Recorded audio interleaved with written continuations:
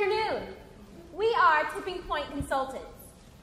Tipping Point Consultants is a group of innovative, customer-centric professionals who specialize in identifying that magical moment when a trend crosses the threshold, which results in a change needed to spread ideas, concepts, and behaviors like wildfire. Tipping Point Consultants is changing the way the world thinks and behaves one product at a time. Thank you, Mr. Richer, for allowing us to present to you today. We've internalized the urgency and we understand the problems that you're faced with. We want you to feel comfortable with our abilities because we've worked with CMOs to extend their tenures. And we want to partner with you to extend your leadership role and prevent Harley-Davidson from experiencing a disruption in leadership. Now, before I begin, I'd love to introduce my colleagues. Gabrielle Lloyd, the founder and CEO of Tipping Point Consultants. Olivia Martin, the Vice President of Diversity and Inclusion. Celeste Scott, the Global Market Director. And myself, Aaliyah Wilson, the National Marketing and Strategic Development Director. Today we'll be going over an executive summary, an overview, situation analysis, our recommendations, and finally, our tipping points. Since 1903, Harley-Davidson has been an American brand, providing American jobs, promoting diversity, and social awareness. It's a company that's been relying on its core customers for over 50 years. But it's also a company that needs to quickly identify the change that its brand needs. With Harley-Davidson's riders aging, our following marketing strategies will capture a new generation of riders while diversifying the segment markets and without losing our core customers. Now I'd like to introduce my colleague, Olivia Martin, who will be giving you an overview. Thank you, Aaliyah. This slide provides a financial overview of both Harley-Davidson's global and domestic markets. I will share with you 4 key facts today. In 2006, there was a global market growth compared to a domestic market decline. Harley-Davidson has a stronger domestic market share compared to a weaker global market share. Although only 8.8% of bikes are sold here in the United States, the U.S. market accounts for 27.4% of all revenue. But most importantly is a competitive analysis. Harley-Davidson is a domestic market leader with 23.7% of the United States market share. But Honda is not too far behind with 23.1% of the United States market share. Harley-Davidson, this is a problem. On this slide, I would like to point out that although Harley-Davidson had a record-breaking year in revenue in 2006, there was stagnation in profit margin growth from 2005 to 2006 at 18%. Both the stagnation in profit margin growth and a competitor creeping into your domestic market can be largely attributed to a lack of sales in 2 key outreach market segments, the young rider and African Americans. I would now like to welcome Gabby to present a situation analysis. Excellent recommendation, Olivia. I will now be presenting the situation analysis as it applies to this iconic American brand, whose strength is being the market leader, who is weakened by its inability to meet the needs of the consumer, whose opportunities lie in the emerging and untapped market, and who, unfortunately, is threatened by the downward economy. And now for the pest. Harley-Davidson needs to increase political relations in emerging markets, while decreasing the competitor influx domestically.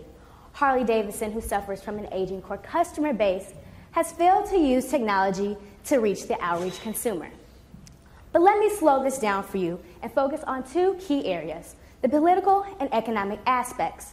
Politically, Harley-Davidson needs to increase relations in emerging markets to lift some of the regulations due to crime and road safety.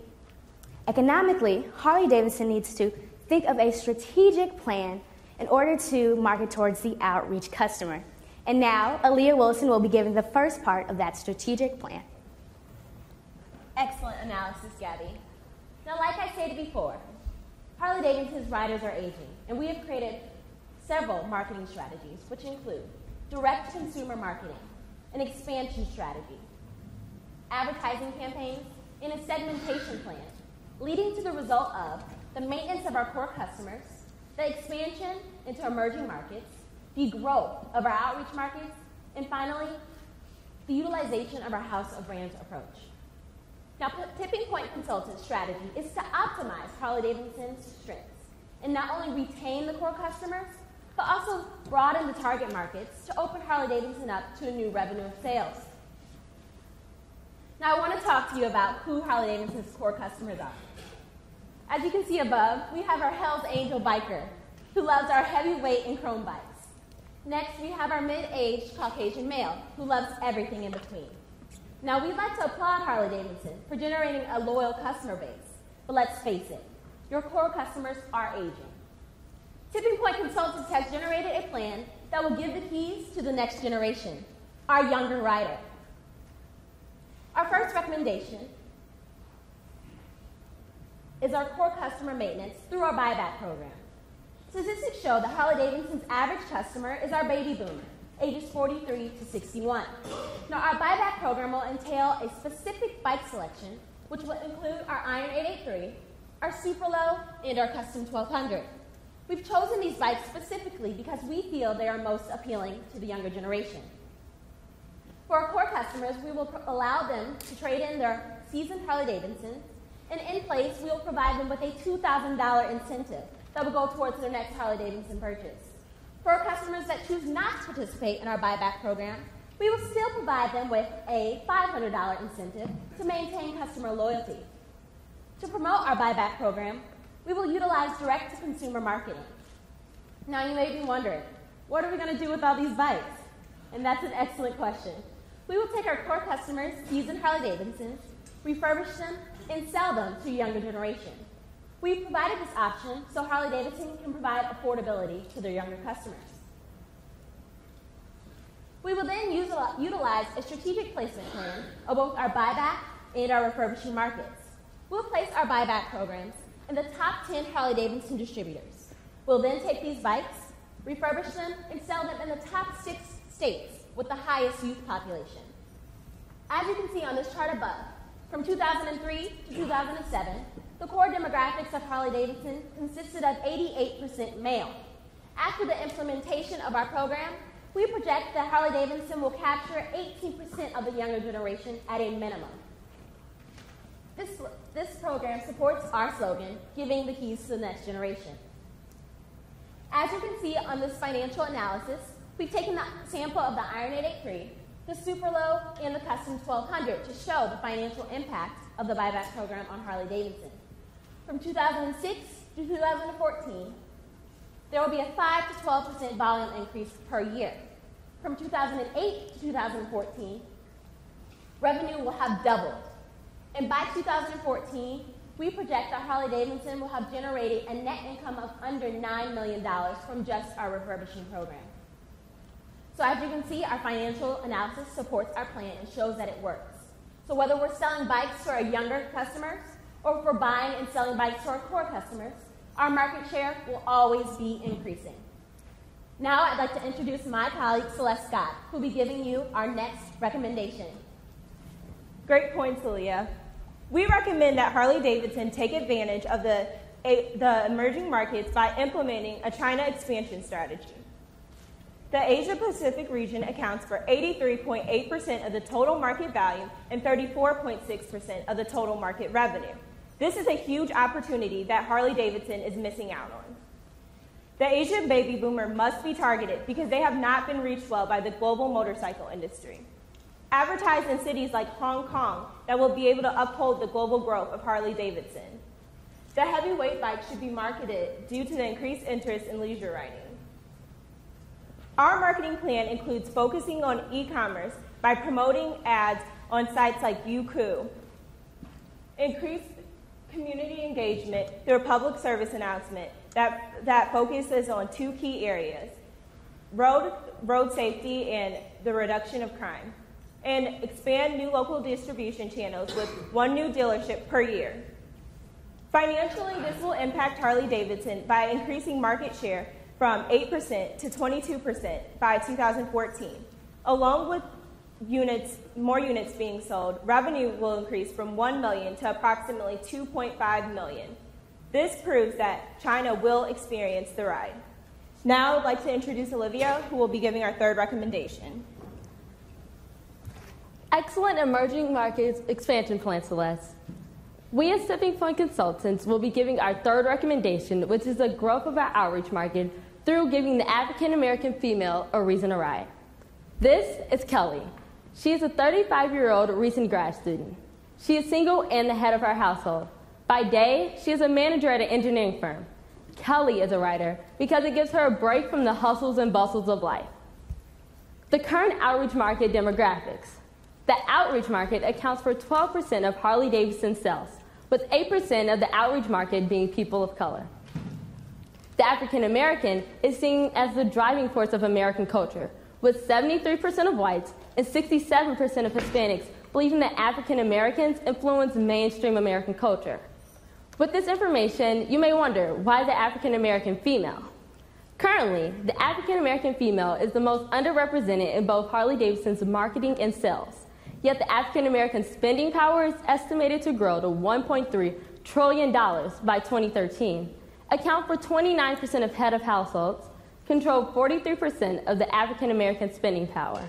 But most importantly, the African American female most closely reflects your core customer, buying power, spending power, and decision making, and is least likely to be affected by the downfall of the economy. The I'm a Writer, You're Going to Hear Me Roar media campaign is designed to ensure Harley-Davidson continued success in the outreach market while increasing its presence in the African American community, the single largest minority. We as Tipping Point Consultants believe the use of traditional advertisement is necessary because the African American female has not been marketed to. But for an even more powerful impact, we believe the use of interactive media will do the job. Using social media to allow the African American female to share her experience on a Harley-Davidson and influence others, as well as a Harley-Davidson webpage designed to highlight the role African Americans have played in Harley-Davidson, as well as Harley-Davidson supporting social events that African Americans go to. Seeing that 55% of African Americans live in the South, we as Tipping Point Consultants believe it will be most impactful for Harley-Davidson to begin the I'm a Writer campaign in the following areas. I would now like to welcome Gabby to present our last recommendation. Excellent recommendation, Olivia. I will now be presenting the last, but certainly not least, House of Brands marketing strategy. This recommendation alone shows how all of our recommendations will work. Because there's a Harley-Davidson for you. Just choose one. As you can see, we as Tipping Point Consultants have created an action plan with short-term and long-term assignments and have highlighted what needs to happen first. In short term, Harley-Davidson has been living fat off the hog for the past 50 years. And now it is urgent for them to penetrate the emerging and untapped markets. And because we know that our amazing campaigns will work, Harley-Davidson needs to immediately diversify and educate their employees to be able to help this customer adequately. Our last strategic short-term goal is create a strategic exit plan for the Beal with limited distribution. This is because it is a loss leader and you have gotten your money's worth. In long term, Harley-Davidson needs to invest in research and development to create more bikes that appeal to our outreach customer, while marketing the already established bikes as affordable and brand inclusive. Our current pipeline includes bikes from the Dyna, Softail, and Sportster lineups. And in order for Harley-Davidson to remain competitive, Harley-Davidson must embrace this House of Brands marketing strategy and release their paradigm marketing strategy. As you can see, we as Tipping Point Consultants have, based off of consumer reports, picked 4 bikes for each segmented market and have highlighted who needs to be marketed first. The Softail Night Train needs to be marketed towards the African American woman because it will make her feel like she is in control. The Sportster 883 Low should be marketed to the young adult because it gives a sportier look to riding.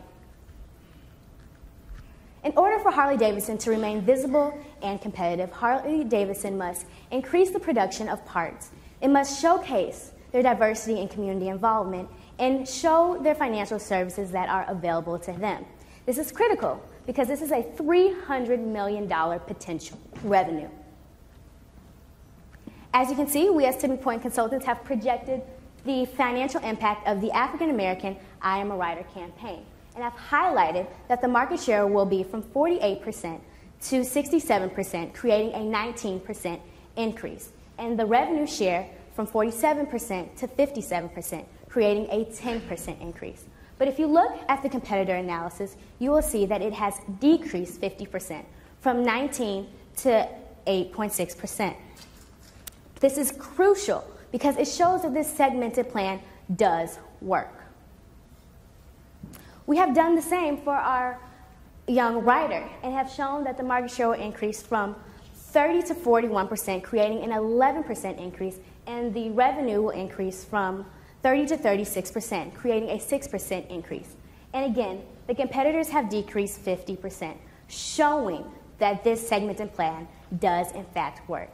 And now, Olivia will be coming to present the sustainability and the secret that will take Harley-Davidson through the next 100 years. Thank you, Gabby.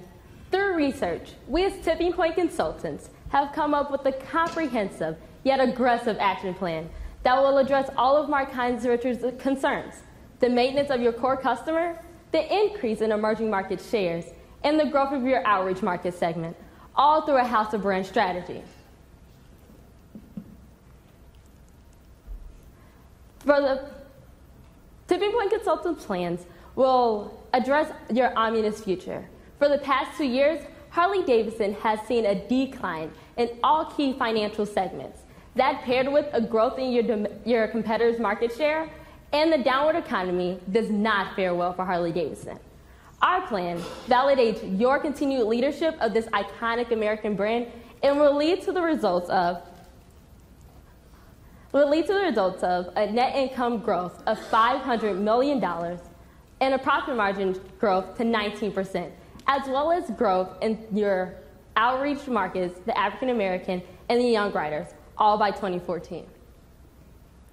You cannot leave here doing business the same way you did yesterday. Your core customer approach to business has to be replaced with an inclusive, customer-centric house of brands approach, which will lead to the creation of strategic sticky messages that appeals to a segmented target market. Experience the ride, giving the keys to the next generation. I am a rider, and there's a Harley for you. Just choose one. The identification of influencers, permission givers, and information mavens who not only impact their immediate communities, but their buy-in ignites trends that span the globe. That there is your African American female, simulating an Oprah effect that is not one and done, but resounding empowerment for communities, as well as the utilization of technology to connect with the consumer, because the customer is what is important.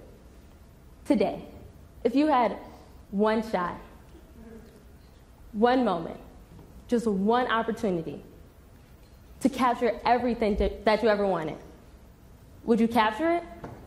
Partnering with Tipping Point Consultants is your one opportunity for Harley-Davidson to experience a magical moment, the ultimate customer experience, and continued market leadership for the next 100 years. Wow, Olivia. Do you all feel the magic? Thank you, Mr. Richard, for allowing us to present our following marketing plan that will allow both you and Harley-Davidson to experience amazing success. Are there any reasons that will prevent you from partnering with Tipping Point Consultants?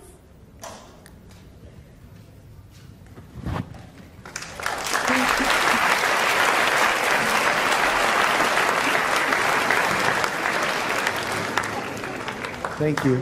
Thank you, and great job. One question that I wanted to get a little bit of clarification from you. You mentioned both direct-to-consumer strategy and e-commerce. And I wanted to understand specifically what you meant by that. When you say direct-to-consumer and e-commerce, are you actually talking about being able to purchase and or transact Harley-Davidson products online, or is it simply just the advertising and marketing on a digital level, or both? Okay, thank you for your question, and that's an excellent question. So with each plan, with each recommendation, they are targeted to different segments. So for the direct-to-consumer, my specific recommendation is targeted to our core customer, which is our baby boomer. So what I mean by direct-to-consumer marketing is that we will send information out that will promote our buyback program and promote our core customers to sell back their bikes through mail. So that's one way that we will promote our recommendation or our buyback program.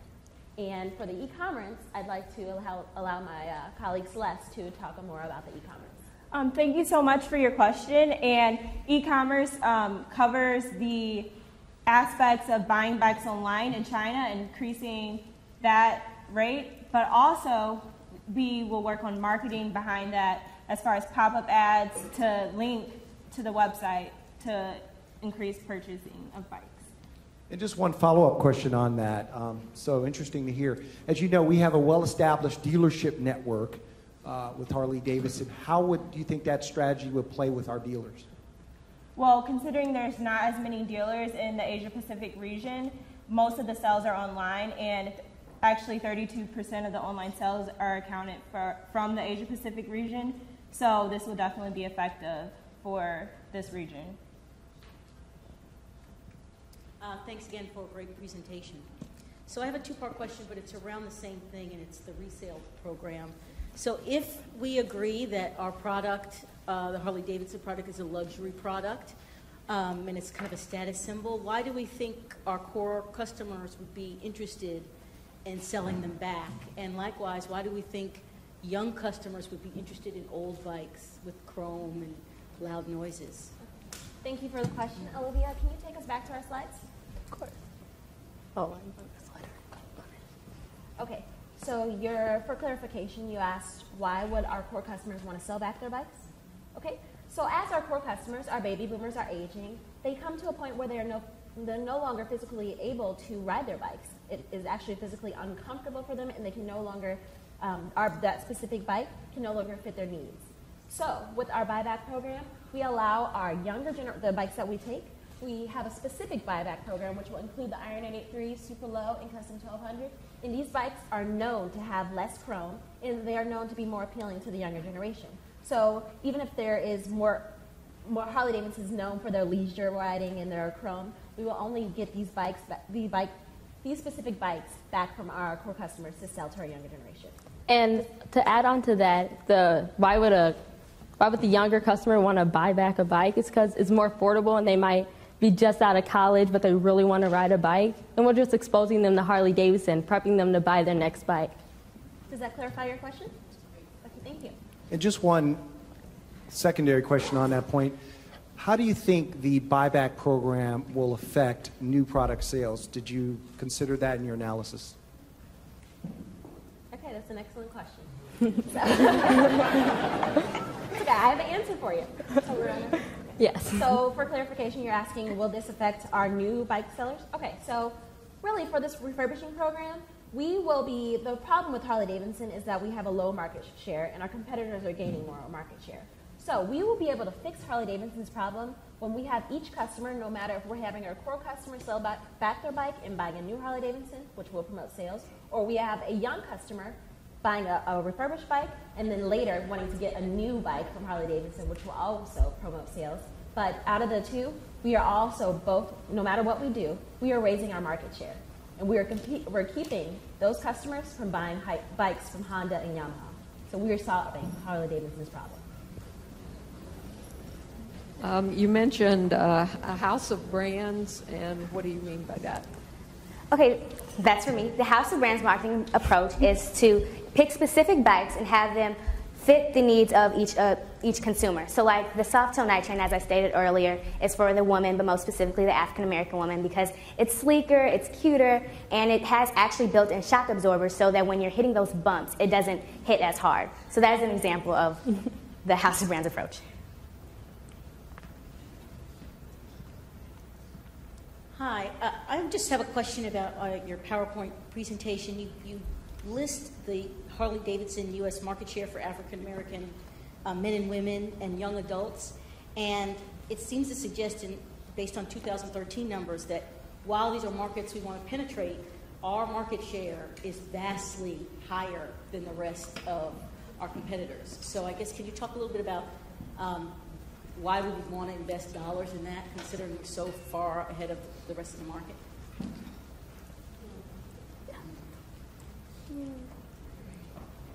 1 second, we're getting back to the slides.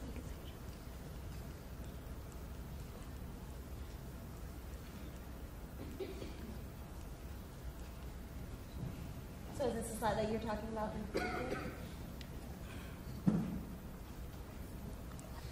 So we're marketing to these people, and we think that it will be best because we're stopping our competitor from growing in the United States market. And that's the whole problem, that Honda is gaining their market share value here in the United States. So we're bringing it back to Harley Davidson. Even though we're ahead of them, we want to push them into the dirt. We want to win. To add on to what Olivia stated, we are going towards the African American woman because she does have a voice and people do listen to her, as we saw in the Nielsen reports. The people will listen to an African American woman. So if they listen to her, then we can get through all of the demographics. In addition to Gabby, 73% of Caucasians and 67% of Hispanics believe that African Americans are the driving force of American culture. So if African American women especially say that our bikes are safe, say that we should ride a Harley Davidson, all their racial ethnicities will follow her. Kind of following up on that, then, what do you expect the competitors to do? Because you do want to push them into the dirt, but they might not want to stay down. So how are you going to react here? Well, that's a great question. That will cause them to react. So then they'll have to come up with a new marketing plan, call in some people to help them. So for that moment of time, we're leading, and we're going to continue because our influence is going to continue to grow. In addition to Olivia, if you all hire us, we won't let our competitors get anywhere close if they come up with a good plan. You mentioned a focus on Asia Pacific and specifically China for international expansion. Just curious, obviously there's a lot of opportunity in geographies that we're not currently strong in or well penetrated. I was just curious why China specifically versus all the other parts of the world we could go to. That's a great question. Well, China has a 10.7% economic growth. We know that China will be able to uphold this growth of Harley Davidson and their luxurious brand. It has a leg up of Honda and that their bikes are cheaper than Harley, but we know that spreading our luxurious brand is important, and by doing that and advertising in a country that has such a high economic growth, they will be able to uphold it. So are you ruling out other geographies, or you just think that China's the anchor for international? It's just the anchor. It's where we're starting. It's going to go way farther than this. Okay, good.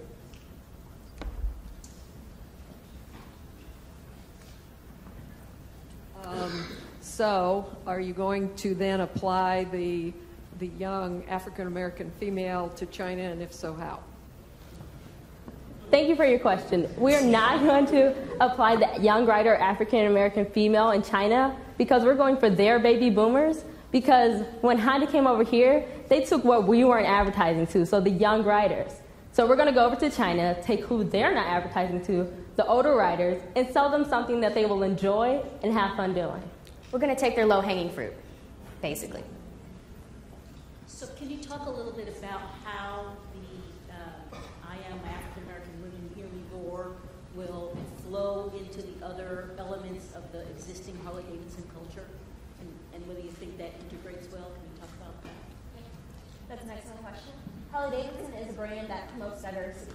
So it's a brand that wants to uphold if we have another ethnicity come into Harley Davidson's culture, because I would definitely say Harley Davidson is the culture.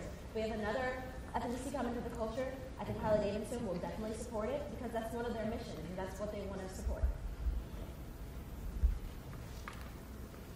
If there are no additional questions, I'd like to thank you all. And from your questions, it sounds like you guys are definitely interested, so I'm hoping to hear back from you soon.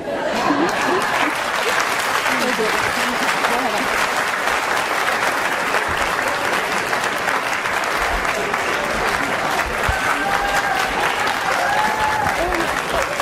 Gabrielle Lloyd, Tipping Point Consultants. Gabrielle Lloyd, Tipping Point Consultants.